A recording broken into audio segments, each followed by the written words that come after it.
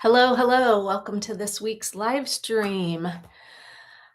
I see that someone has voted in the poll already, so I appreciate that. What we're talking about today is when we say yes so often, and we say yes to everything, it ends up being that no one can trust our no because they don't know when. Did I say that right? If they can't trust us to say no because we always say yes, then they end up not being able. I didn't say that right. They end up not being able to trust our yes as well, because when we're constantly saying yes, when we're auto yesing, then how do they know what's really true? So that's what we're talking about today. And I see that somebody, at least one person has voted in the poll, but to keep the peace is what is 100% right now. The poll is, when you say yes, what most often drives you to say yes? What is causing you to say yes? Is it that you genuinely want to do it when you say yes? Or is it that you don't want to disappoint someone, or you don't like the feeling of guilt? You want to keep the peace. So if you're joining in live, please go ahead and throw your answer in that poll, and we'll see how that turns out for today. So I just ran upstairs from downstairs and I'm out of breath. What we're talking about today, someone said this to me a few years ago, and it kind of threw me for a loop because I didn't get it at first. And they said, if I can't trust your no, I can't trust your yes. And I have thought about that off and on for many years since then. I finally figured it out, but it took me a while because I didn't understand how they couldn't trust my yes. If I said yes, didn't that mean that I meant yes? But what I have figured out over the years is that for people pleasers, our yes doesn't always mean yes. And that's what I want to talk about today. Okay, so now we have two votes, I'm assuming, one for I don't want to disappoint them and one for to keep the peace. Hey, Miss M, welcome. Uh, yeah, so, and that was one of my biggest people pleasing hurdles to overcome. Was I was terrified of thinking that I disappointed someone. So, does this sound a little harsh? If I can't trust your no, then I can't trust your yes? Or is it confusing for you like it was for me? Uh, but what I figured out is that this is actually true. If I always say yes and someone, if yes becomes an obligation and not a choice, then people are going to lose trust in me to say what I really mean. And that's what it boils down to, is that when we are auto yesers, when we constantly say yes because we want to avoid disappointing someone, or we don't like feeling guilty, or we want to keep the peace, when we do that, people figure that out, right? And they start to lose respect and trust in you because they start your mind, that you don't speak up, that you won't when it's really a no, even if that might disappoint them or hurt them, that you'll always say yes. And why do we do this? Why do we never say no? And we talked about that already a little bit, right? We don't want to disappoint them. we wanna be easy to get along with. Maybe you were taught to be nice, be good. My mom brought up something yesterday.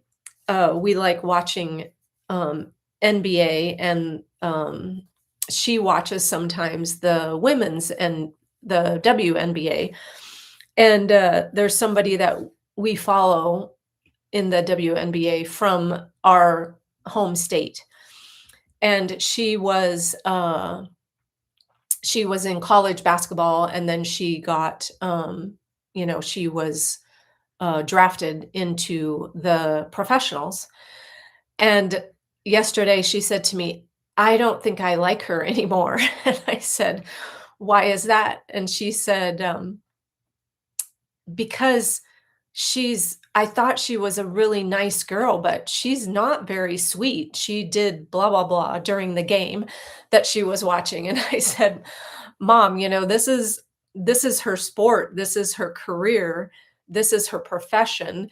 And sometimes they might need to stand up for themselves or speak up, speak out. Maybe the ref, made a really bad call, and that's what I can imagine. But that's that's the mentality that I grew up in, right? That it you had to come across a certain way. And my mom is wonderful. She doesn't know that this is what she's doing, and she doesn't know that basically she's judging someone for something that she has no control over. She thinks people, women in particular, should be a certain way, and it's probably because of the way she was raised, that they should be nice and sweet. And I think she even said on the phone yesterday, "She's not a good girl like I thought." And this is a, 20-plus-year-old woman, right? That we have never met. So it's not like like it's somebody that we know. Oh, now we have more votes, but it was just funny that, uh, I can't remember what I was talking about that I brought that up, but, um, I guess because when you can't say anything nice, if you were brought up to not say no. And how many times, like, they say that no is one of the first words that a kid learns, a baby, right? When they're learning to talk, they learn no. And how many times have they been told to not say no when they're kids, when we were kids, right? But what does that teach us? The no is just a boundary. Like, maybe it's a food, you give them a food as a baby that they don't like, a 1-year-old, 2-year-old, and they're like, "No, no." And maybe they get in trouble, right, for refusing to eat that food or for pushing it back.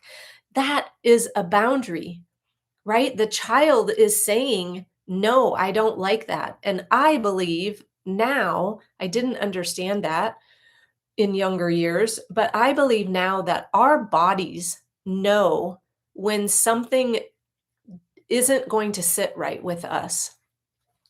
And so the body also responds and says no, right? Maybe we get sick, or maybe it just gives us an off feeling, an off smell, or whatever. I hated walnuts growing up, and I felt like a lot of times, though, they were kind of forced upon me. Now I'm allergic to them, right? So I believe it was my body saying, "No, this doesn't agree with your constitution," right? So let's look at the poll.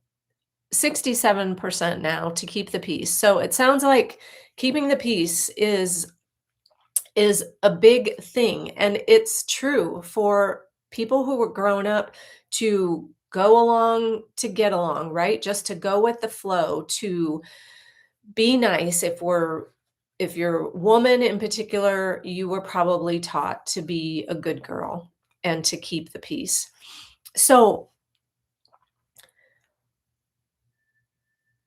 When we always say yes, then people start to realize that we're not saying yes out of choice because it's not possible that the answer would always be yes, right?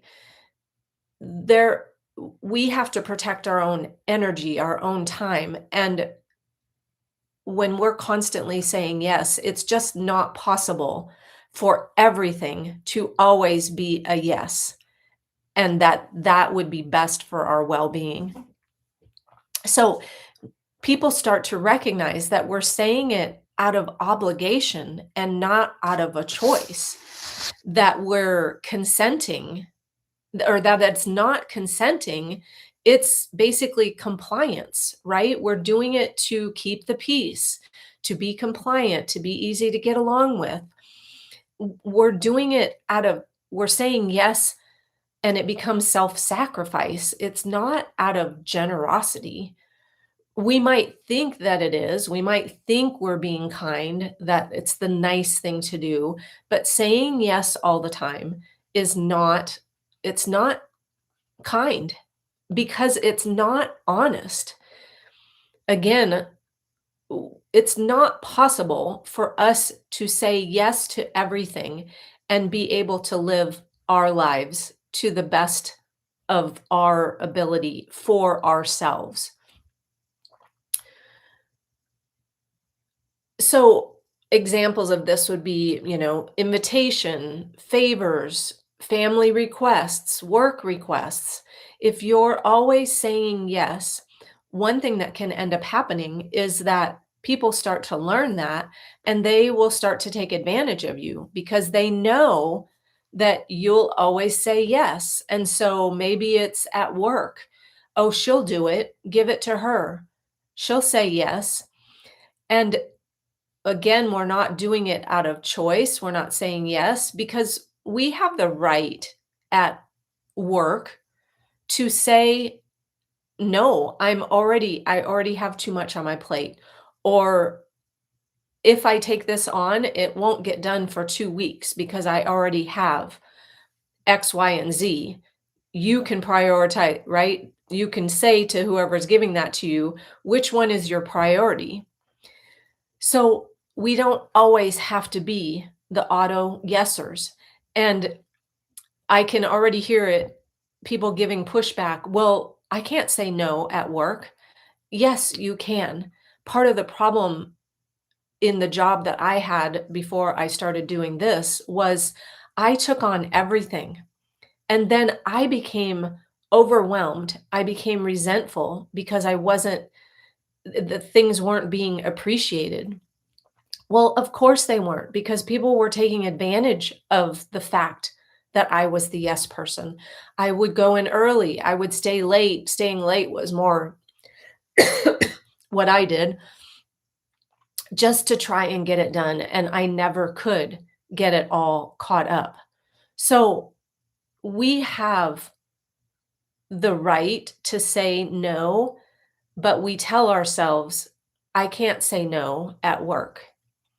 If they can't accept your no because you're overloaded, you're overworked, then I would say that that is a toxic work environment and something that you need to rethink. And that's the same as a relationship. If someone can't hear your no, friend, family, partner, spouse, whoever it is, if they can't accept your no, then and it's repetitive, right? They constantly are pushing back on that, then for me, I would rethink that relationship. I would set stronger boundaries, I would limit my time, I would do whatever I need to do. And I'm saying that from a place now where I'm on the other side of this, right? But I used to be the auto yeser. And it got me into a marriage where I was emotionally and mentally abused. So, saying yes, not setting boundaries, does not saying yes always, not setting boundaries ever, does not benefit us. So here are some signs that your yes has become hollow, that even you don't believe it in a way. But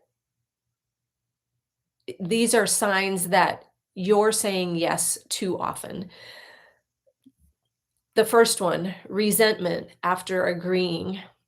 I had someone contact me a few months ago for dog sitting, and the the actually, it was checking on the dog multiple times a day. They live close to me. My initial reaction was, I didn't say this out loud, but my initial thought was, "Yes, sure, maybe. I wonder how much they're gonna pay," right? So it was 4 visits a day, giving insulin injections, um, and making sure, that I'm feeding him and all of this, and I sat with it and I thought, "How how much would I charge for that, first of all? How much are they going to be willing to pay? If they were willing to pay what I was going to charge, would I still want to do it?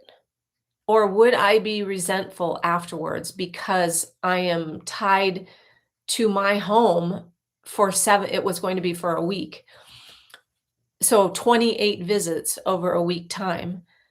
That means I can't, and they were like 4 hours apart. So that means I can't go do something that's longer than me being gone from home for 4 hours. And I just started realizing, even if they were willing to pay, I was not going to be happy during that week. And so I ended up saying, I asked what their budget was, and it came back about half of what I was thinking in my head. And I just thought, there's no way. If I say yes and accept what they're willing to pay, I'm going to be resentful. That's not fair to me. It's not really fair to them, even though they wouldn't know, but I would be showing up begrudgingly, right? That I'm tied to my home for this week. And I just ended up saying no. But one of my core fears that I've had to overcome is the fear of disappointing someone. Her response to my text, I kid you not, her response was, "Well, that's disappointing." And I was like, wow, the thing I fear the most is what she said. Well, that's disappointing. And then she pulled me in to try and help me solve her problem. And I ended up having to say, no, I don't know anyone else to help you. I'm sure there's plenty of, sitters around. So I was very proud of myself for saying no and allowing allowing it to just be. And from that, I built um this circle of obligation, and I'm going to do a video on this because it's so good.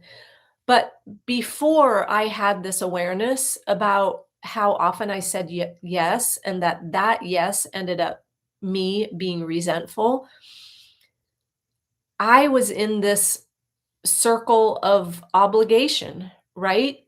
A request would come, and this is what we're talking about, right? Today, you get an invitation to go to happy hour. You get an invitation to join somebody for a glass of wine. You get an invitation to whatever, right? So you get the request, and then it's this pull of being obligated to keep the peace, to keep from disappointing someone, like that's in the poll, not wanting to feel guilty, whatever it is. And so you feel this obligation, and then you say yes, right? This is the obligation phase.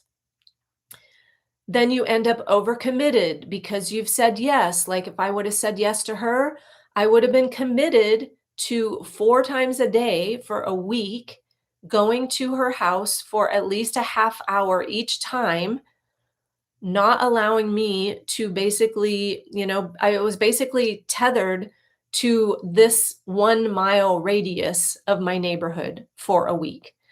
That's like being in jail, right? Like me putting myself in a prison myself. Then comes the resentment.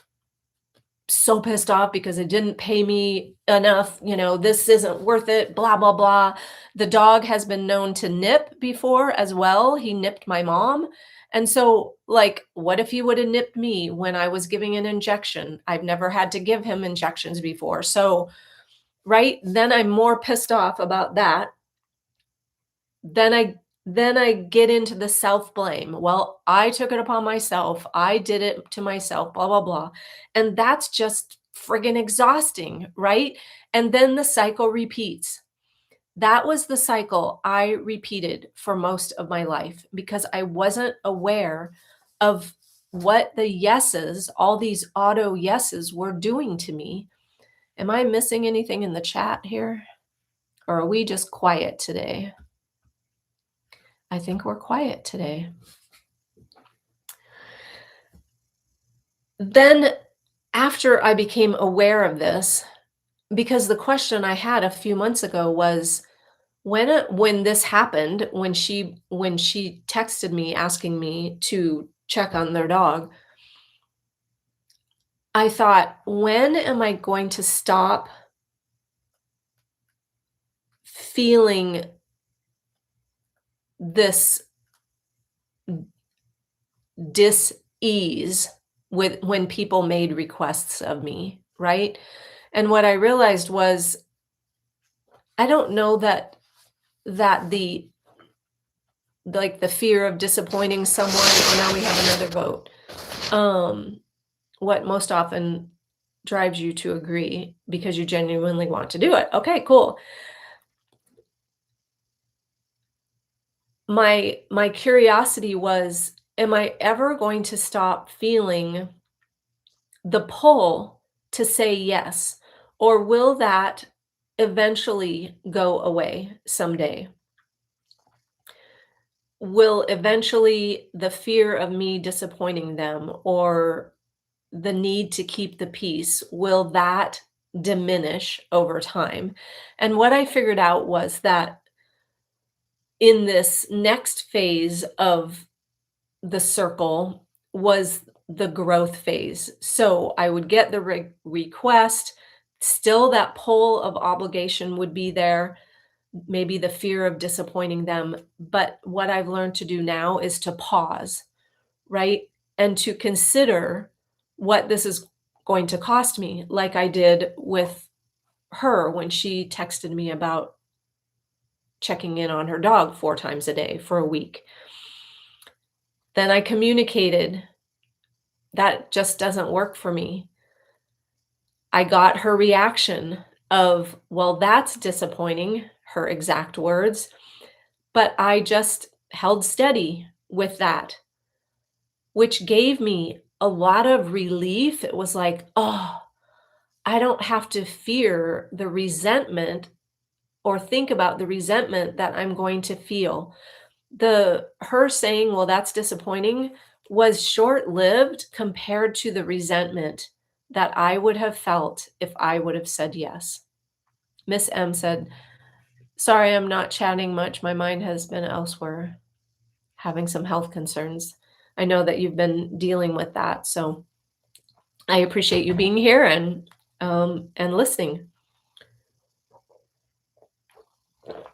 So what actually changed was that place where I paused, right? To figure out, in the end, how is this going to impact me? How am I going to feel?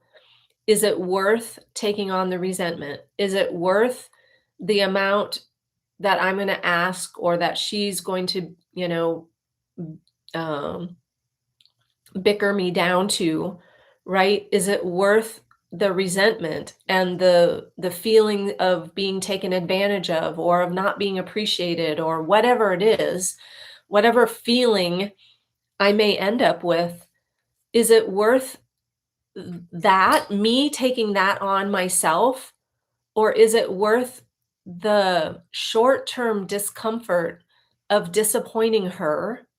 And she said, "Well, that's disappointing," and not taking that on as if I did something wrong. So that's become my awareness, and then there's another level to it after that, and like I said, I'm gonna create, a video about that. But the signs, that's what I was talking about, the signs that your yes basically have become hollow is, has this ever happened to you? You had plans to do something with someone or a group of people, and you're already exhausted. You're wishing that you hadn't said yes, but you didn't know how you couldn't say yes. And so you said yes, and then the plans get canceled and you're relieved. That is a sign that your yes was out of obligation and not out of choice to begin with. So if you're praying and hoping, like I would have been, that their trip, wherever they were going for a week, got canceled, if I was thinking that and then it did and I got relief from it, that was a sign that my yes was not truly a yes, that I was doing it out of obligation, that I was doing it out of fear of disappointing them, that I wanted to keep the peace, that I didn't want someone to think badly of me, right? So if you get relief when plans get canceled, that means your yes was not really a yes to begin with. If you're dreading what you committed to, yeah, Miss M says, I have felt relieved when someone does cancel plans last minute, right? So that means your yes wasn't a yes to begin with. And when we show up saying yes when we really didn't want to, but we feel obligated, we're putting those obligations on ourselves. People aren't doing that to us for the most part. Maybe at work, people try to guilt trip you. Oh, come on, we want you to go, blah, blah, blah. It won't be the same without you, right?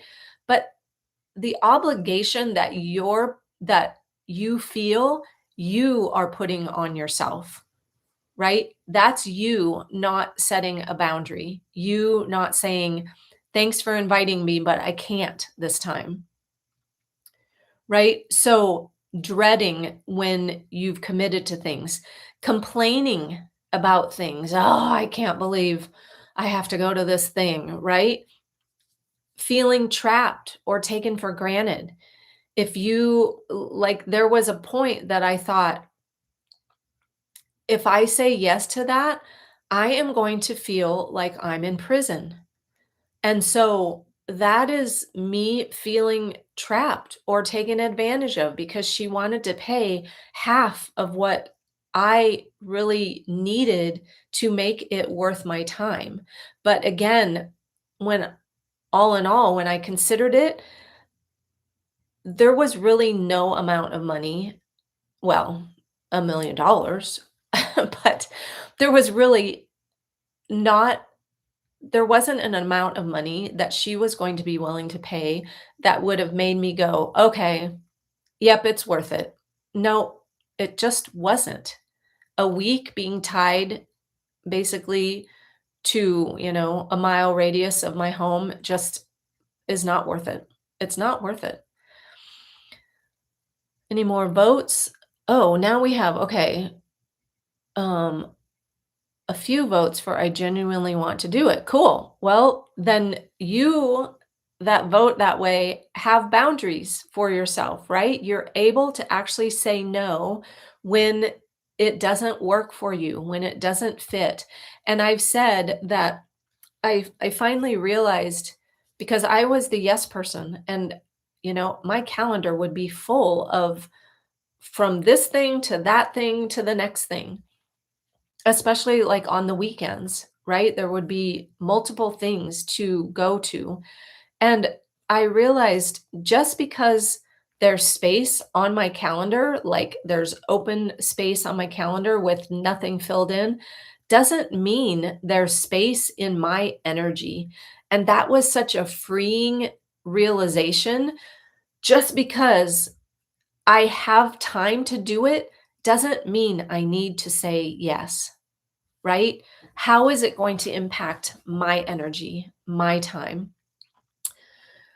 Let's see. What's another sign? Another sign that your yes has become hollow is that you actually don't even know what you want to do anymore. Who you are, what works for you and what doesn't work for you because you've said yes to everything for so long. You don't even know what it is you're actually choosing versus what you're doing out of this fear of keeping the peace or of not wanting to disappoint somebody, not wanting to feel guilty. Hi, Matthew. If that was said to you, that's disappointing. You're not wrong. She was being rude and you should call her out on that nicely. Also, if 4 times a day is too much, I did, so one thing that I said to her, and I don't necessarily, yeah, I agree that I was not wrong. I was not wrong for saying what I needed to do for me. You're absolutely right. Um, and it was kind of rude, right?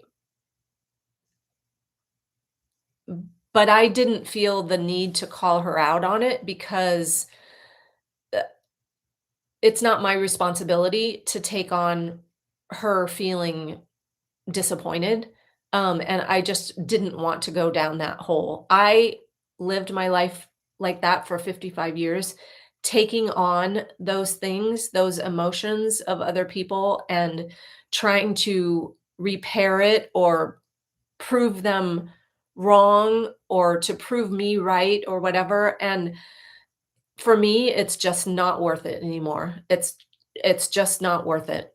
Um,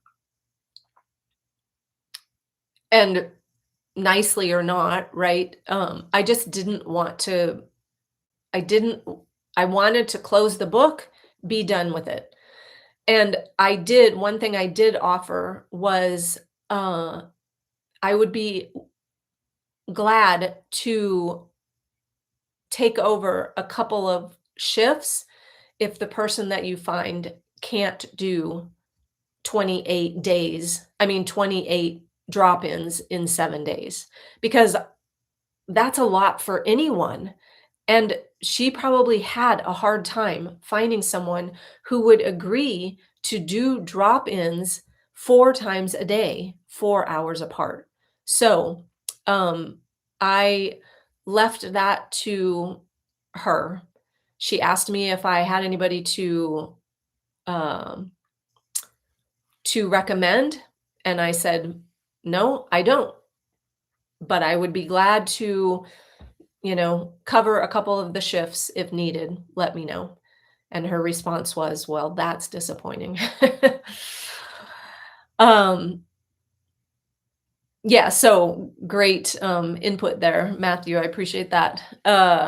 Yeah, and I appreciate you, supporting me in that, uh I wasn't wrong. Uh, but it has taken me years, right, to get to this point where I could stand up for myself versus trying to wiggle my way out of it after I said yes. And that's what happens a lot of times too is, right? We say yes, and then we start trying to come up with excuses of, "Oh, how can I get out of this? What can I do? What," and I know we don't say this to ourselves, but basically, "What lie can I tell that's believable that will get me out of this?" Let's just say no to begin with, right? That's my bottom line here. So, what ends up happening is that we end up saying yes so much that we build up resentment, and then we think it's them, right? Like if I had said yes, then been resentful, it's her fault because she wouldn't pay me enough. She needed me to do it this way, this certain way. And we build up resentment. And that, once we become aware of it, that starts to become the evidence that a yes should have never been given in the first place. And so I start now thinking out ahead. If I say yes to this, how am I going to feel? Am I going to be all in, right? Is this something that I'm all in? If you're all in, like if it's truly something you want to do, like people answered in the poll, I genuinely want to do it, then say yes, right? But if you end up being exhausted, resentful, you don't have enough time for yourself, then you're probably saying yes too often. So when we're able to say no to things, right? That creates choice versus this obligation. And think about it this way, like if someone asks, "Do you wanna come to my party?" And you say yes, but you would have said yes no matter what, even if you were exhausted or you had other plans or you didn't actually want to go, then your yes is not a yes. And that's my point, is that people start to realize that, right? And some people will take advantage of that. Like maybe I said yes too often. I allowed, because I did dog sit for them. Maybe I said yes too often. I didn't charge enough prior. And so she learned that I would say yes. And so then when I didn't, she was like, "Well, that's disappointing because I'm adding on to this now, because I thought I could count, right? I thought I could count on you to say yes." When we are able to say no, that creates choice, right? That gives us choice. And choice creates authenticity. That, when we have the choice to live our life according to what's best for us, that is us living as our true self, as our genuine self. And what a healthy no says is that I know my limits. When I said no to her, that's me saying, I know my limits, and this is surpassing my limits. I know my priorities. That was not a priority for me. My 95-year-old mom who lives alone is a priority for me. If I had agreed to that with that dog, that would have taken me out of, if my mom had needed me to help her, right? And that's just not a position I wanted to put myself in. A no also says that I trust this relationship. If you can't say no to someone, then it's time, in my mind, to reevaluate that relationship. The people you love may not like every no that you say, but you being able to say no to them means that they can trust when you say yes, that you're saying it out of choice and not out of obligation.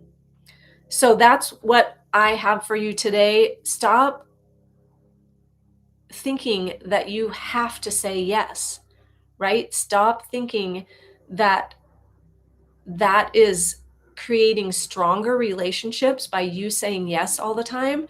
You saying yes is actually disconnecting your relationships. You saying yes all the time. Because again, when they can't trust that you'll say no when you need to say no, then they can't trust your yes. And that doesn't help relationships. That hurts relationships. My final thought is that the strongest yes comes from someone who was free to say no to begin with. If you don't feel free to say no, then again, I just got goosebumps. That relationship needs to be evaluated. Emily said, "Thank you for this. I needed this reminder that it's okay to say no. It's absolutely okay to say no." Thanks for being here. I appreciate it. Matthew, thank you if you're still here. Thank you for giving your support, I guess, in the chat and giving your thoughts on this. I appreciate that very much. And thank you for voting in the poll. I will see you. I go live every week at 2:22 p.m. Eastern time, and on Wednesdays. I will look forward to seeing you next week in the chat, in the live stream. I do have a Inner Circle membership. It's $6 a month to join. There are a few videos in there already that are just for members. They can help you dive deeper on starting to break free from always saying yes, from learning what keeps you trapped in saying yes, in feeling obligated to keep the peace, in feeling obligated to not disappoint someone, to take on their emotions. And I also put out a long form video last week where I talk about this a little bit more in one of the points. I filmed it out in the desert. It's beautiful scenery out there. I invite you to go check out that video. I'm trying to remember the name of it right offhand, but it's the most recent video on my channel. So go check it out. I will put the link down in the description of this live stream if you're watching on the replay. Thanks for being here and see you next week.